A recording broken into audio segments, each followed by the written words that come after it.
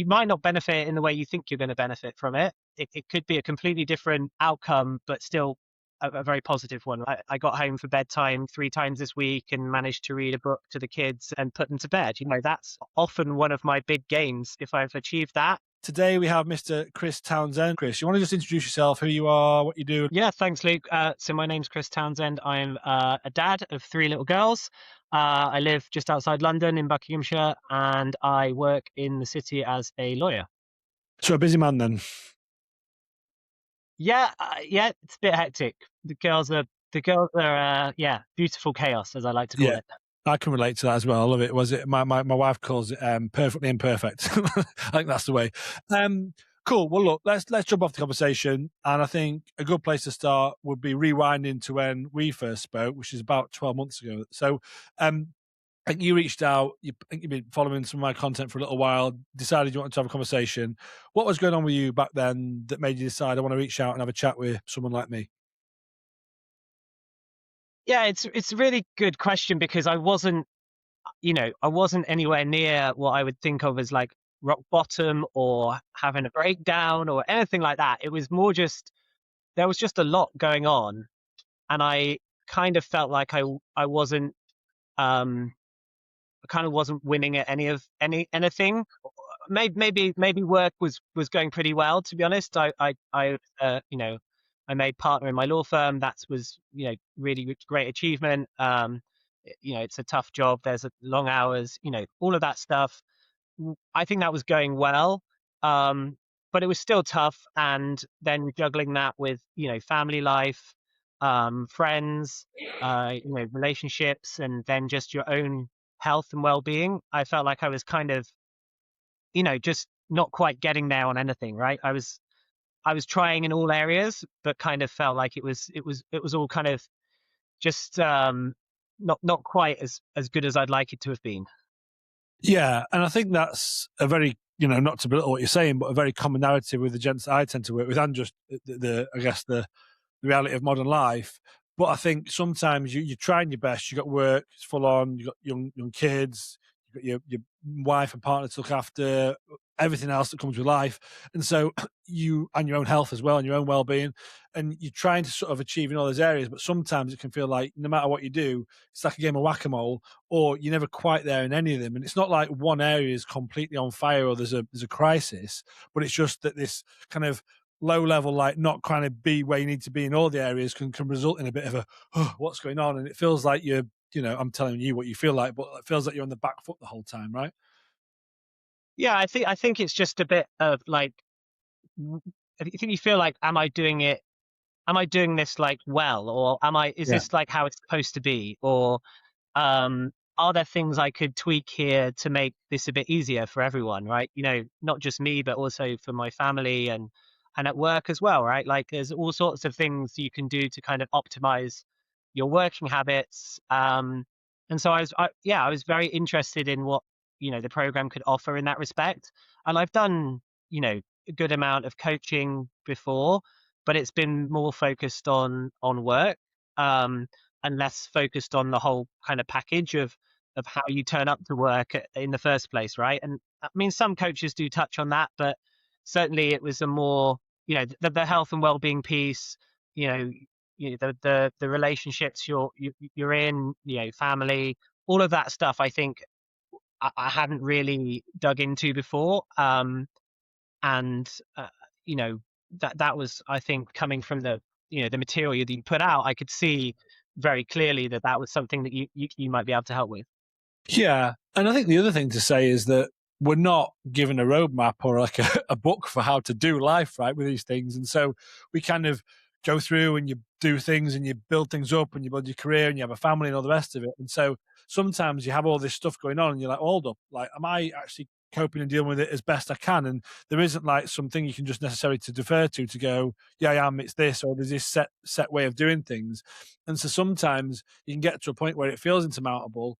You don't quite see the wood for the trees or work out what or why, but there's this background level of, I kind of know I could deal with this better, but I don't quite know how to do that. And like, having done professional coaching, that's great. And I think in a professional setting, it's awesome, but it's usually quite specific around something business related or in terms of skill sets or whatever else. And I think some of that stuff does nod towards, well, okay, you're taking care of yourself, but it's very much focused on the, I guess, achieving the outcome in a work setting. Whereas I believe if you look at things more holistically, that bigger picture piece that you were talking about, I think when done well, that can have a profound impact across the board. Like, and so when we've had conversations around this as well, I can't give you business advice on how to be a good lawyer. I've got no idea, but I can hopefully help you uh, look better, feel better, operate better, manage your stress and how you're running things. And so then as a byproduct, you know, you're going to perform better at work, but also it then means you're feeling better in your home environment, in yourself too, right? Does that make sense? Yeah, I mean, I think that's totally it, right? Like and I've experienced that in the last 18 months. From when I started working with you, I'm leading a team, managing a team of lawyers. There's sort of 12 to 15 people that I'm working with there. It's a lot of different people, and I need to be, I think, in a good place when I arrive at work to do that. And I think a lot of what you do in the program prepares you to do that piece. And it's not really related to the actual work itself, like the content of what you're doing. It's more like your ability to perform in that kind of high pressure environment and that high performance environment. And so I'm yeah, I think it's been really good. And I think the big thing, because I've tried things before to try, I'm interested in like optimizing, right? Like, and making things better, and finding solutions. I mean, that's what lawyers kind of do, right? We're like solution providers. We're looking for stuff, to make things better ultimately. And I have tried things before. I've had personal trainers. I've had coaches, as I said, on the work side. Um, lots of stuff, but it's the discipline, I think, and the accountability, which I think in your program is a, like sets it, I guess, slightly apart from what I've done before. Um, I think the group in particular gives you a different type of accountability, because kind of when you have like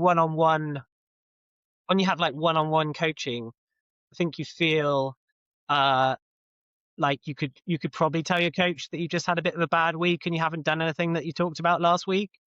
And maybe after a while that doesn't really work, but it doesn't feel as kind of, you don't feel as accountable, right? But when you see, the guys in your group, and everyone is sending their photos or providing their updates on what they've been doing and what they've been improving on. You really feel like if you don't try and do you don't do things, like you quite quickly you're like wasting your time, right? And I think you're just motivated to do it, frankly, by the group and by what's going on around you and by the calls.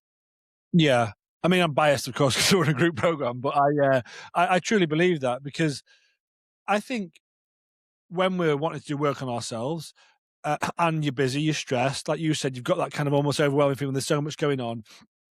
You're in a place where I think sometimes we think um, that maybe it's just us. Maybe it's just me who's crap at dealing with this. I can't, I'm the one who's like, and everyone else has got it sorted because let's say at work or your friends, and most of the time you see quite a good switched on veneer, especially in a corporate setting, right? Everyone's pretty composed and for the most part, so you don't get to see behind that as to what's actually going on, and.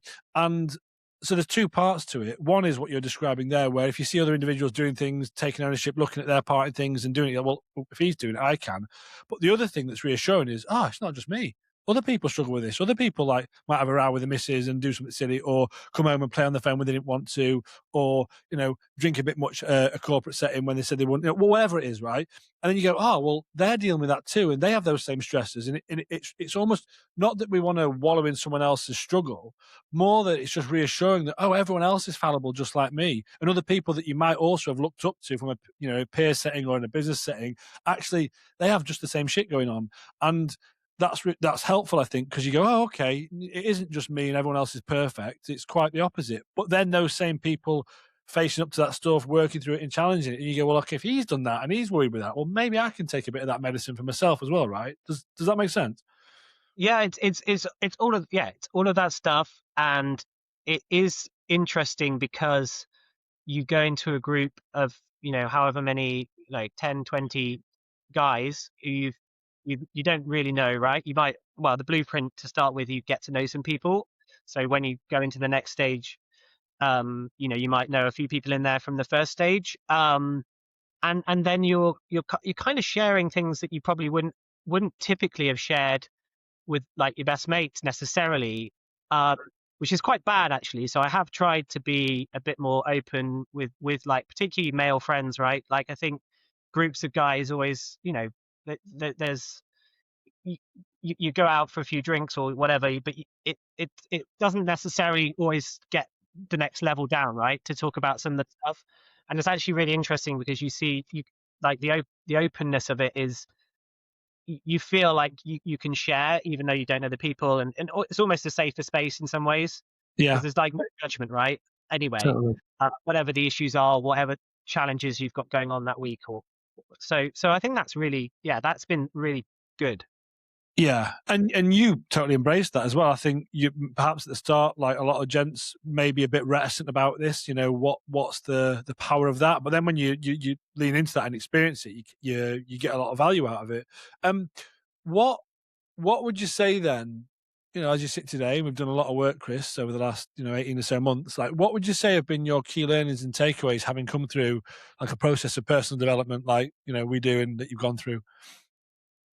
So I think from a work perspective, I've tried to kind of carve out more time for me to think and and have a bit more control over my diary. That was my one of my things that I had sort of said, like, I'm often on calls, back to back to back to back. There's not a lot of time in between. um that sort of system creates a lot of stress and pressure, and I think actually your performance can decrease in that, but by running your kind of time like that. And so I, again, from the program, there's lots of kind of book, we have book recommendations that you have, and as part of the program, you'll read things like that, and articles, and listen to podcasts and things that you've obviously sourced and researched. So there's a whole load of like materials that are available outside of the calls and the groups, all that. That's really great, and I actually really liked that piece. So I was, yeah, I was that one of those things was this kind of diary management skills. Um, I thought was great, and then another one which I've not stopped going on about. So everyone I everyone I see is a book called The Gap and the Gain. Yes. I think I know a lot of people, and definitely I was one of these people who was quite often living in what's called the gap. Um, and I was never quite happy with kind of where things were, and I wasn't very good at appreciating the gains that I had made, like maybe over a longer period, right? So I think one of the things in the book is interesting is, okay, if you look to like today, you can look to today, but actually it's really interesting to look back 6 to 12 months and go and write down a list of what have been, the gains in that period. Like, how have you changed and how have you evolved? And I did it, and I was like, actually, that's really good. Like, I've done a lot of stuff. I've achieved a lot of things, and it made me feel much better than um the kind of the the opposite, right? Worrying that you haven't done this or haven't done that, or haven't achieved this, looking forwards into the future. Yes. And so I found that really helpful, and I still, one of the things I do with like the journaling piece is I basically wrap that into like a sort of gains analysis. uh, and when I do the journaling, which I struggled with a bit, to be honest, I was not the best. Every time I would go to call, I'd be like, yeah, I'm still struggling with the journaling to do that daily-ish, as you like to say. I wasn't great at that. I struggled. It was one of the things on the program I was kind of like, yeah, I'm just not really getting around to it. And then I sort of switched to doing it more weekly towards the end of the program, and that seems to work better just for me. And I think for other people, maybe daily-ish is really good. Still, I don't want to kind of dissuade people from doing it that way, because I do think that's really good. But yeah, I would write down the gains basically, and that has been super rewarding, and also sort of sets a different tone for your thoughts and your worries and concerns, and I think you can take a step back, and not just from a work perspective, right? The gains are across, family. I got home for bedtime twice this week, 3 times this week, and managed to read a book to the kids and put them to bed. That's often one of my big gains for like if I've achieved that and nothing else, right? Like I might have achieved nothing else. Actually, am I quite happy then still? Yeah. Um, because like you then go and think about what's really important to you and what's really important for your kids. Like that might have been a really important 10 minutes in the day, right, for that child development to spend that together. So it's yeah, it's really helpful to have done that. So that was probably the two big areas. The other one, I think with my job there was lots of socializing, lots of client meetings, client dinners, drinks events, lots of events to go to, traveling. So all of those things, I think getting a better handle on your kind of diet, and how much you're kind of consuming around those things is a challenge for lots of people, right? And making sure that you know you there's um constant glasses of wine being Yeah. being offered, right, for free. So you need to kind of figure out how you're going to balance that with your health and being really productive. And so I think I've worked quite well on having events that I go to and don't necessarily have a drink at anymore. And then and that I found difficult before, but now is like something I feel like I can control and I don't feel like worried about. Uh, I mean, there's lots going on there. I think the first one about the alcohol piece and the events and client entertainment and whatnot, and it's a very common thing with lots of my clients, right? It's part of the job, and I think not you, Chris, specifically, the royal you, one can be in a trap of like, well, I have to say yes all the time at everything. And it's going through an exercise to go, well, do you? And like we had conversations, I have conversations with the clients to go, well, okay, well, just an experiment. Like, why don't we try going to a couple of those and not consuming as much or having a drink, whatever.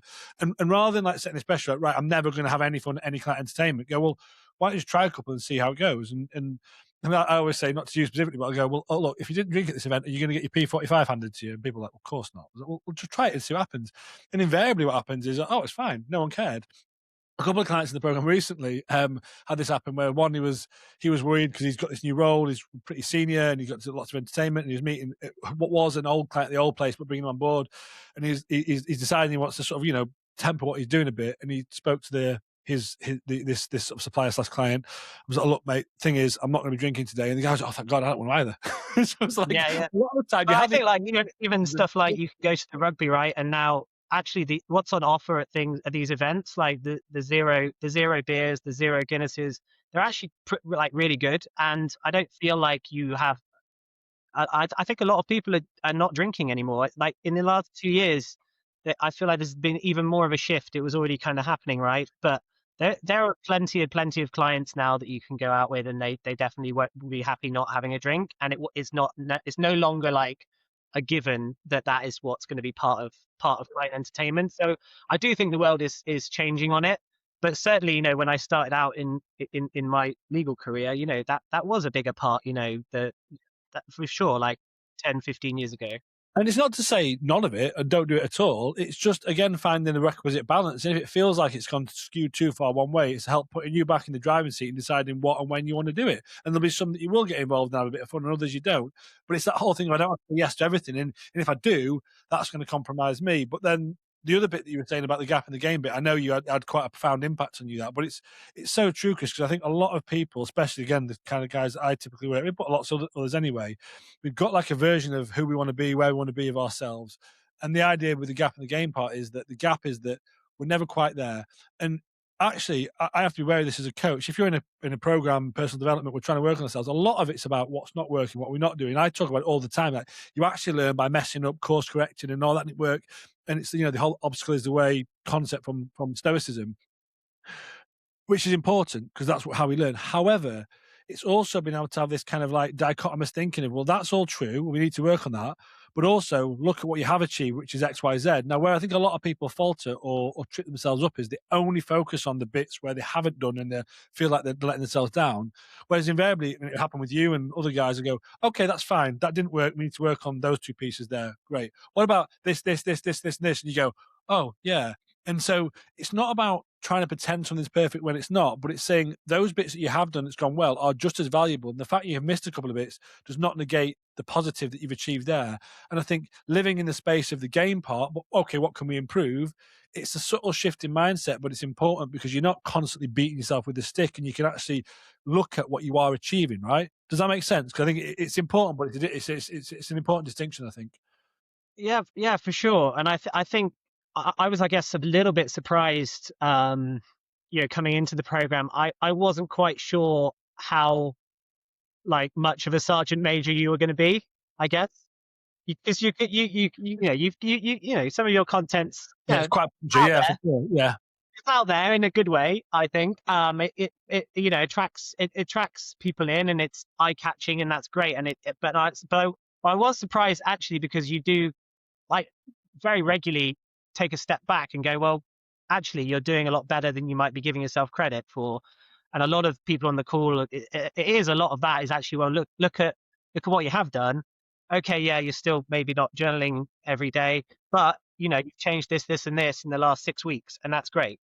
yeah. Um, And you put your kids but down. You generally, did that last week, and okay, we had a really busy week at work here, Chris. Fine.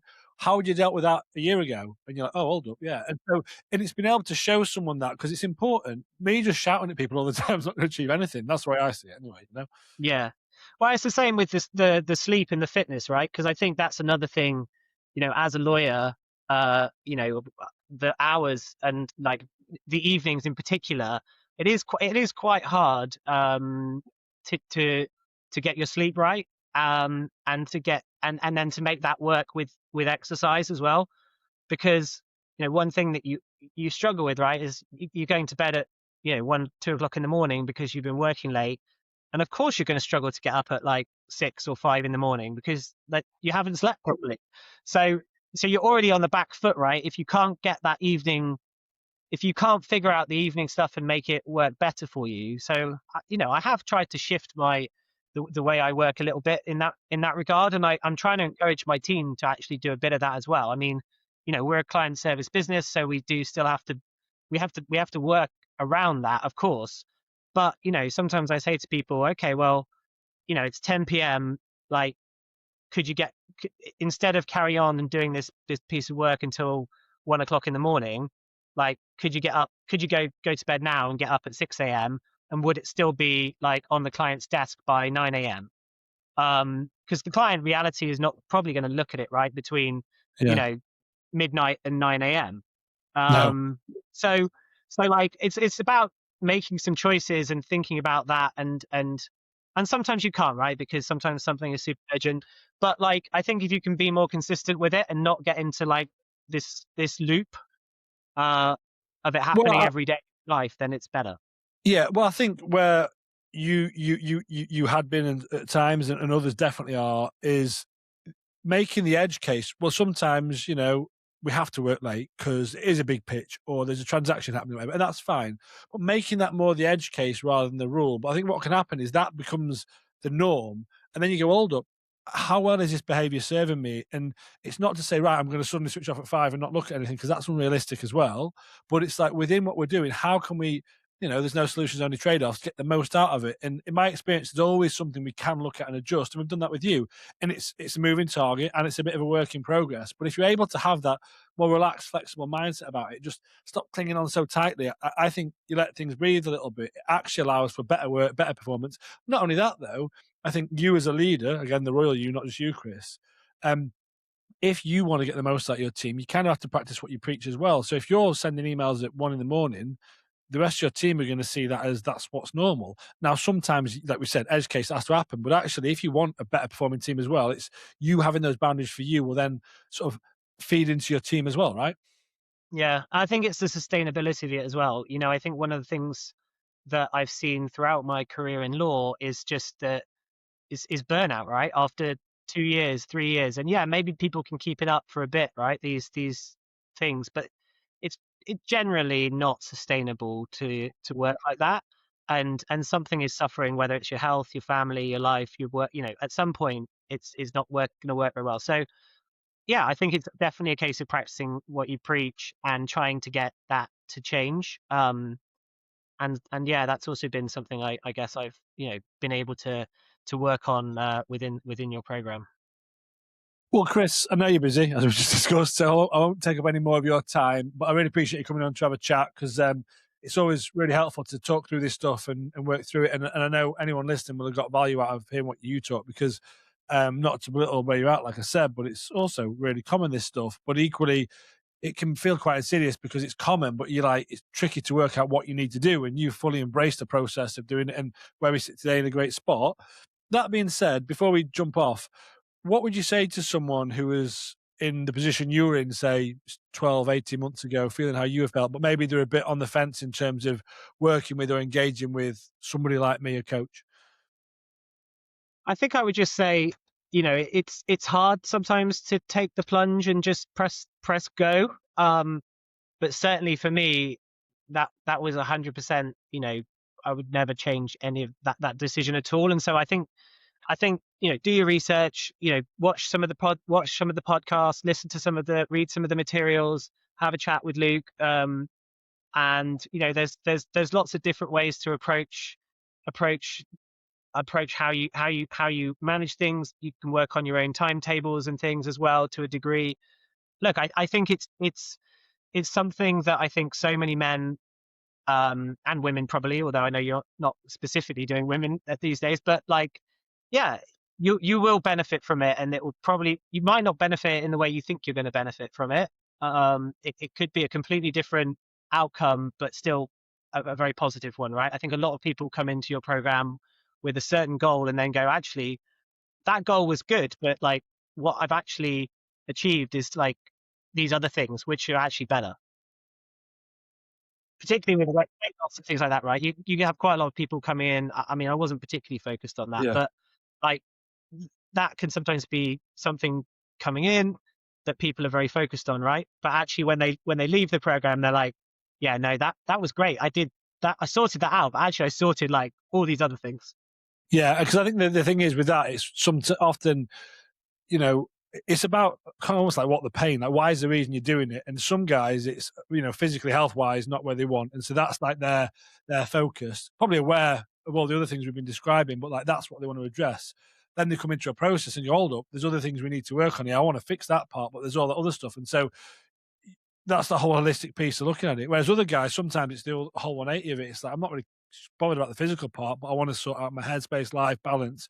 But then they come and go, hold up. Well, actually, I like feeling a bit fit, and so it's putting both of those pieces together. And obviously, I'm biased, and I'd say this, but I think it in looking at things holistically, it does have a profound impact everywhere else. And you're proof of that pudding, Chris. So thank you for coming on, mate, and I really appreciate it. On that note, if anyone is watching this and interested in doing a bit of work with me or would like a conversation, drop me a note in the DMs or find me a comment. Otherwise, have a fantastic week. Chris, you're a legend, and I'll see you all next week.